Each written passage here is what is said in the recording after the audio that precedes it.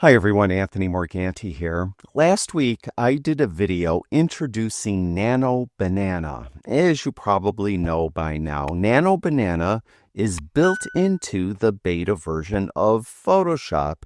And in that video, I used Nano Banana to edit a few existing images. For example, I had one image where the model had her eyes closed. I used Nano Banana to open up her eyes. I also had a couple other images where the models were sideways to the camera, and I used Nano Banana to have them face the camera. Well, did you know that you could use Nano Banana to come up with an entire image from scratch? I'm going to show you how to do it in today's video. Now, if you haven't seen my last video on Nano Banana, I'll have a link to it in the description below this video. Also, in the description below this video, I have a link to my website. I have a lot of free stuff on my website, including a bunch of different keyboard shortcut PDFs that you could download and print at home. I have a print resolution guide. Again, you could download that and print it at home. And I have a few different mini courses on Photoshop that you could get from my website. And again, I'll have a link to that in the description below this video. Now, as you can see, I have the beta version of Photoshop open. What you need to do first is open up a blank image into Photoshop. To do that, just go up here and click on New File. When you do that, you'll get this dialog box. And from here, you could choose the size image you want to open or create. I'm just going to use the default Photoshop size. It's a 7-inch by 5-inch image with a resolution of 300 pixels per inch, and I'm going to click Create. And you can see now I have this blank image opened up into Photoshop. Now all you need to do is select everything. To do that, just use the keyboard shortcut Command A on a Mac. It's Control A on a PC. And when you do that, you'll select everything, and you can tell you selected everything because you'll see the marching ants going around the outside. Once you have this selection, what you'll notice is the contextual taskbar will now have a generative fill button.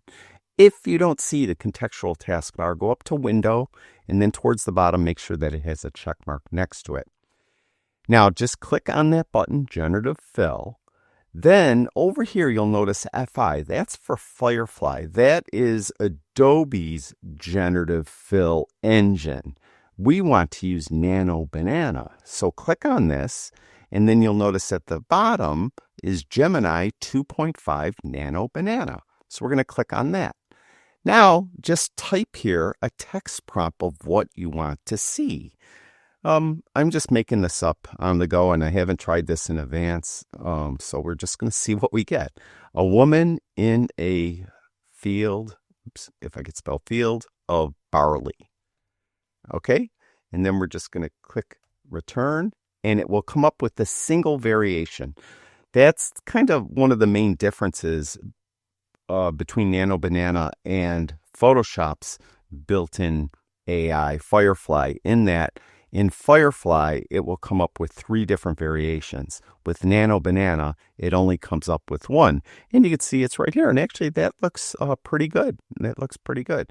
So I'm going to turn that off, and let's just try something else. I'm going to go back down on our background layer. So we're on this blank layer. I am again going to select everything by hitting Command A on my Mac. And again, it's Control A on a PC. We're going to again click Generative Fill.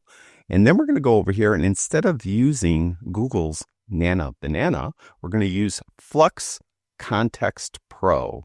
This is another model that is available in the beta version of Photoshop.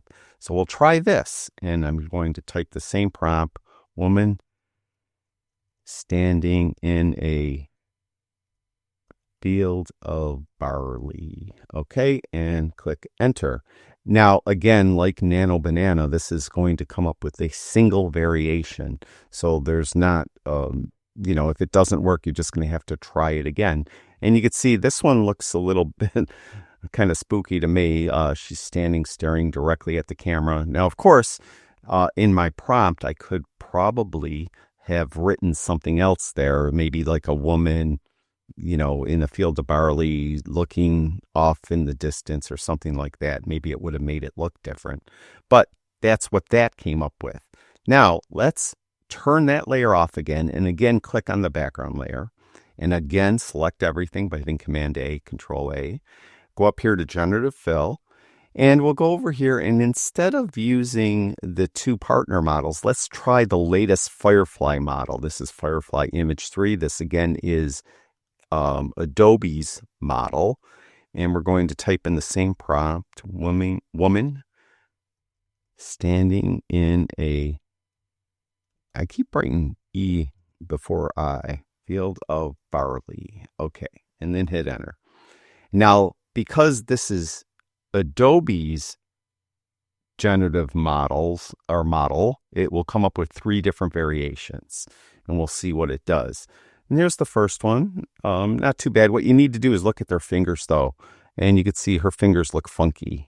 If I zoom in by hitting Command Plus on my Mac a few times, kind of scroll down, you can see her fingers are deformed.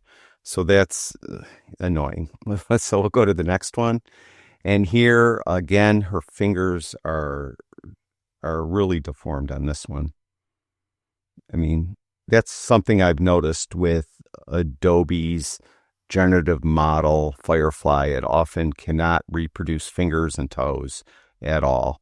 It usually comes up with something really bad. In this one, on the surface, it kind of looks okay, but let's zoom in again and always look at their fingers. And 1, 2, 3, 4. Yeah, I guess it looks, this hand looks in the background. Who knows? I also noticed with the Adobe one, there's a lot of noise on all 3. There's just a lot of noise. That one not as bad, but there still is a lot of noise. So this is Adobe's Firefly. Here's the Flux Context Pro, and here is the Gemini, I think it was at 2.5, Gemini 2.5 Nano Banana, which is, of course, part of Google. So that one probably is the best one. The woman does kind of look a little different, but I think it generally looks okay. So let's try something a little bit more challenging in my view. Let's turn all those off again, go back on our background layer. Again, select everything. I'm going to hit Command A on my Mac. We'll go up to Generative Fill. We're going to, again, use Gemini 2.4 Nano Banana. And then I'm going to go Playground with Children with a coal-burning power plant in the background. All right. We'll do that and see what that comes up with. This is just something that I don't know, that you might see in real life maybe. And it's kind of the contrast of children playing. And this looks really kind of spooky again. And overall, let me copy this so I don't have to type this every time. But this is the Nano Banana version. So we'll turn that off. We'll go back on our background layer. We'll hit Command A on my Mac again. Again, it's Control A on a PC. Go up to Generative Fill.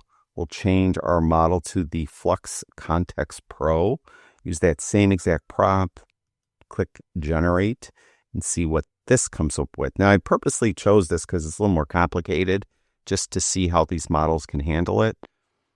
And I got a feeling that they're all going to be kind of weird. This one, again, look at all the noise, lots of noise. This little girl, I'm assuming that's a little girl, is really distorted. I think there's supposed to be a child right here that's kind of melded into the slide. This child looks deformed. They all look really bad. It looks like that this is actually a nuclear plant in the background, and it's really deformed the children. So let's turn that off. Go back to our background layer. Hit Command A again. Select everything. Go to Generative Fill. And let's change it to the latest Firefly model and generate this and see what this comes up with. So this gives you an idea of what's going on here. Again, this technology, it's just starting. I wouldn't expect it to be, great. But here is a great playground. Looks pretty good. And you can see the power plant in the background. There's no children, though. But there's that. Here's another one. It might not generate children. There is maybe something with Adobe where they won't generate children in an image, which is possible. You could see, though, that on all three of them, the railings in the steps don't look good. This one especially is bad. This one here, you could see, like, I don't know, kind of looks a little funky. This, I don't know if this is steps or a slide over here. It's all kind of deformed. And finally, this one, you can see the railing over here kind of looks weird. So obviously this technology has a way to go. So this is the Firefly version. This is the Flux Context Pro version. This is the Gemini 2.5 version, which looks kind of spooky. And also I didn't really zoom in to look at the kids. Like this girl here is missing a hand. The other kids look, her face looks like it's distorted. A lot of noise on all of them. Then from our original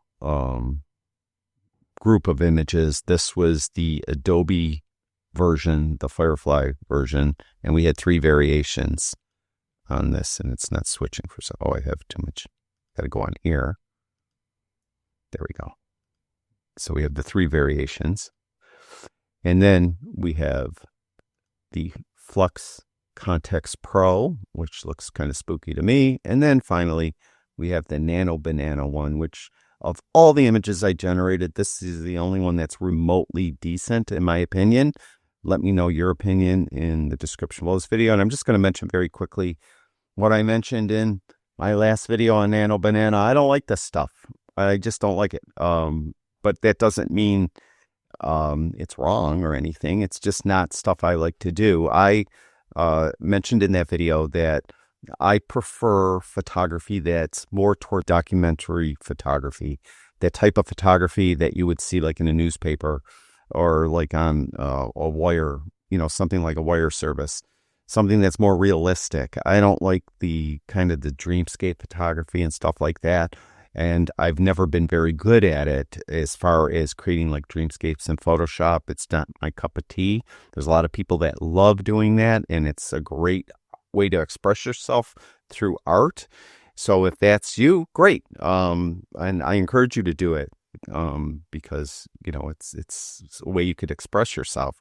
As far as using AI, though, to come up with these kind of imaginary scenes, I'm not sold on it. I don't like it. But again, let me know your opinion in the comments below. So again, I'll have a link in the description of this video to that video I did last week on this, stuff, and also to my website, and you can check out those free things. Thank you, everyone who watches my videos. I really do appreciate it. I'll talk to you guys soon.